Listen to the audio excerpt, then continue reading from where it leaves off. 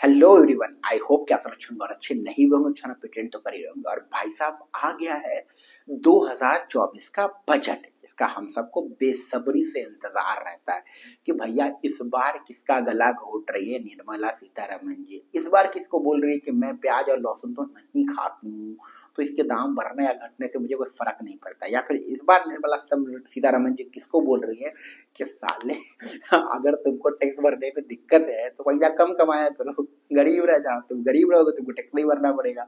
ठीक है, ये निर्मला सीतारमन जी किसको बोल रही है। आ गया है बजट। अभी हम लोग जो है ना बजट के ऊपर बात करने वाले हैं और आपको अच्छी बुरी दोनों चीज बताने वाला हूँ इस बजट के अंदर। लेकिन एक बात तो तय है भाई साहब, इस बजट से एक बात तो ये बात समझ में आ गई कि सरकार को ये चीज समझ में आ चुकी है कि भैया ये हिंदू मुस्लिम बहुत दिन तक नहीं चलने वाला है। ये जो टोपी पहनाते हो आप आम जनता को और स्टूडेंट्स को और जॉब वाले लोगों को, इन लोगों को जब टोपी पहना रहे थे, ये टोपी बहुत दिन तक ये लोग पहनने वाले हैं नहीं। क्योंकि इस बार की बजट में सरकार ने इन चीजों पे ध्यान दिया है।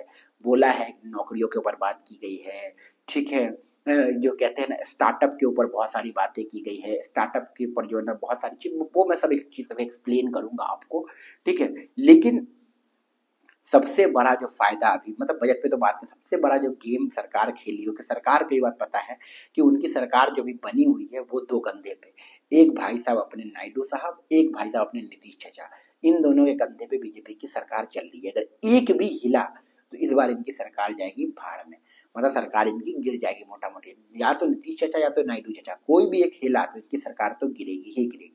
और इसलिए इस बार बजट में देखा गया है कि भैया बिहार को तो संगठन ने ना सोचा है, ले लूट ले मेरा, ले जितना बजट में पैसा सब तुम ही रख ले।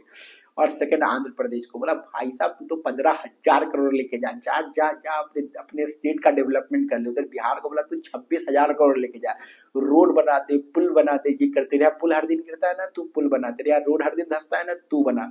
यूपी को बाइकआउट कर दिया, मुंबई को बाइकआउट कर दिया। भाई साहब जो लोग मतलब सबसे ज्यादा टैक्सेस जहाँ के लोग वहां का उसको गायब ही कर दिया गया।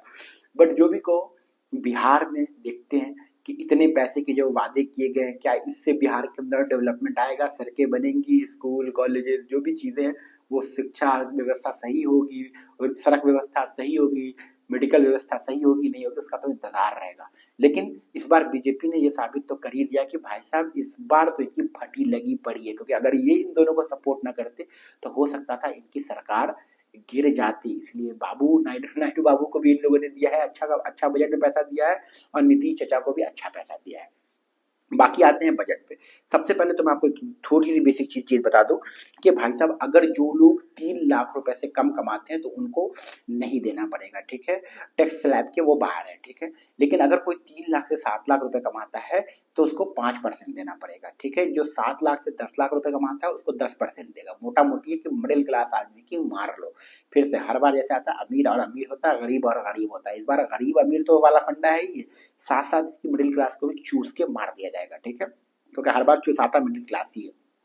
अगला है जो 10 से 12 लाख रुपए कमा रहे हैं उनको 15% देना पड़ेगा, जो 12 से 15 लाख कमा रहे हैं उनको 20%, और जो 15 लाख प्लस कमा रहे हैं 30%। हो सकता है ऐसा बोलते जो 1 करोड़ कमा रहा है उसको 1 करोड़ देना पड़ेगा, पूरा का पूरा टैक्स देना पड़ेगा। तो क्या, चलो ठीक है, ये तो मैं मजाक कर रहा हूँ। कुछ चीजों के दाम घटे भी हैं, कुछ चीजों के दाम बढ़े भी हैं। खास करके जो घटने वाली चीजें हैं उसमें दवाओं पे, सोना चांदी पे, मोबाइल पे, चार्जर्स पे, बिजली के तार पे, एक्सरे मशीन पे, सोलर पे, मतलब और भी बहुत सारी चीजों पे दाम घटे हुए हैं। कुछ चीजों पे दाम बढ़े भी, उसकी भी अपन बात करेंगे। बट मोटा मोटी ये जो बजट आया है इसमें एक चीज बहुत अच्छे से दिखाया गया कि सरकार ने चाइना से बहुत मदद लेने की बात की कि चाइना वालों से अब मतलब जिसका हम लोग पूरी जिंदगी बाइकआउट करने, तो मतलब सरकार बड़ी दोगली होती है अपने हिसाब से। अभी उनको चाइना का जरूरत है, चाइना के फंडिंग की जरूरत है, चाइना के पैसे की जरूरत है, तो भाई साहब वो क्या कर रहे हैं, चाइना से कोलैबोरेशन करना शुरू कर रहे हैं। अगर अभी चाइना से उनको जरूरत है, अगर चाइना से जरूरत नहीं होता तो भाई बोलते बाइकआउट करो चाइना का, चाइना का बाइकआउट करो। तो वहां से भी बहुत पैसे आने वाले हैं हमारे पास। दूसरी चीज है कि सरकार जो है ना बोल रही है कि भैया कि आत्मनिर्भर बनो, इंडिपेंडेंट बनो, बिजनेस की तरफ जाओ, स्टार्टअप करो, इन चीज़ों के लिए सरकार बोल रही है भाई साहब, क्योंकि सरकार को भी पता है कि उनके पास नौकरियां तो है नहीं, क्योंकि उनको ये बात समझ में बहुत अच्छे से आ गई है कि जिस तरीके से इस बार उनको हार का तमाचा खाना पड़ा, जिस तरीके से वो दिखा रहे थे कि अब की बार 400 पार और वो उसको नहीं मिला, तो इससे उनको इतना तो समझ में आ गया है कि भाई साहब कि अगर अब हम रोजगार नहीं देंगे, अब अगर हम महिलाओं को हेल्प नहीं करेंगे, अगर अब हम स्टार्टअप को सपोर्ट नहीं करेंगे, अगर अब हम ऐसी चीजें नहीं करते, तो हो सकती है सरकार गिर जाए। और कई सारी कांग्रेस ये दावा कर रही है कि कई सारी ऐसी चीजों के ऊपर बजट पास किया गया जिसका वादा कांग्रेस ने किया था, जो चीज मतलब कांग्रेस का ये कहना है कि तुमने कॉपी किया है भाई साहब, जो जो चीज की प्रॉमिस हमने किया था, हम जिस तरह के मैनिफेस्टो में हमने वादे किए थे कि हम ऐसा कुछ करने वाले हैं, तुमने हमें चेपा है, तुमने हमें कॉपी पेस्ट किया है। तो ये तो बीजेपी का पुराना धंधा रहा है कि किसी और की नीति को कॉपी पेस्ट कर लेना। बट जो भी कहो, ओवरऑल इतना ही समझ में आया कि इस बार फिर से मिडिल क्लास जो है वो चूसा जाएगा। मिडिल क्लास की इस बार लगेगी हर तरीके से। भाई जो लोग जो है ट्रेडिंग वेडिंग कर रहे हैं, उनकी तो पहले ही से निर्मला जी ने लगा के रखे हैं। और उनसे जब सवाल करो कि मैडम ऐसा क्यों, तो वो बोलती हैं कि भाई साहब मैं तो प्याज लहसुन नहीं खाती, तो मुझे फर्क नहीं पड़ता उनके दाम के बढ़ते बढ़ने घटने से। मैं तो ट्रेडिंग करती नहीं, तो मुझे घंटा फर्क नहीं पड़ता है कि ट्रेडिंग में किसको कितना करना पड़ता है। ये सब तो मजाक की बातें हैं। बट ओवरऑल जो भी आप समझो इस चीज से कि इससे मिडिल क्लास आदमी पिसेगा, पिसता है और पिसता रहेगा। अमीर का तो वो अलग ही लॉजिक है, गरीब तो भाई साहब टैक्स ही नहीं भर पा रहा है। बहुत सारी चीजों में बहुत ज्यादा जो है ना, जैसे कि बताया गया है, लोन्स अब आपको इजीली अवेलेबल हो जाएंगे। स्टूडेंट्स को जो लोन होंगे, एजुकेशन लोन, उसमें बहुत सारी सुविधाएं हैं स्टूडेंट्स के लिए, पढ़ाई लिखाई अगर कोई स्टूडेंट करना चाहता है। जो महिलाएं हैं उनको सरकार बोल रही है कि हम बहुत तरीके से हेल्प करेंगे। बिजली जो बिल आता है लोगों का, उसमें सरकार का वादा है कि कुछ यूनिट्स तक वो माफ करेगी। कुछ अच्छी चीजें भी हुई है, कुछ बुरी चीजें भी हुई है। ओवरऑल मतलब मोटा मोटी कहने मिडिल क्लास आदमी पिस रहा, और आपको ज्यादा कुछ आपको समझने की जरूरत है नहीं। धीरे धीरे आपको मतलब धीरे धीरे खुद ब खुद समझ में आ जाएगा।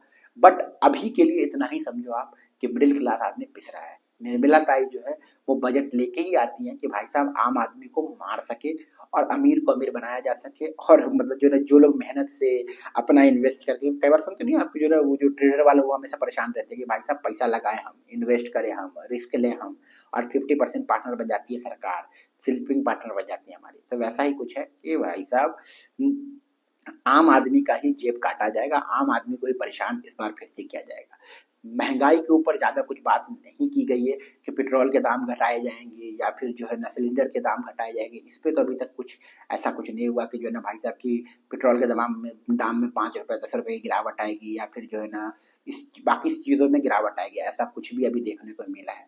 बाकी देखते हैं आगे क्या होता है। बाकी नेक्स्ट वीडियो में इसके ऊपर जरूर बनाऊंगा अच्छे से इस चीज को एक्सप्लेन करते हुए।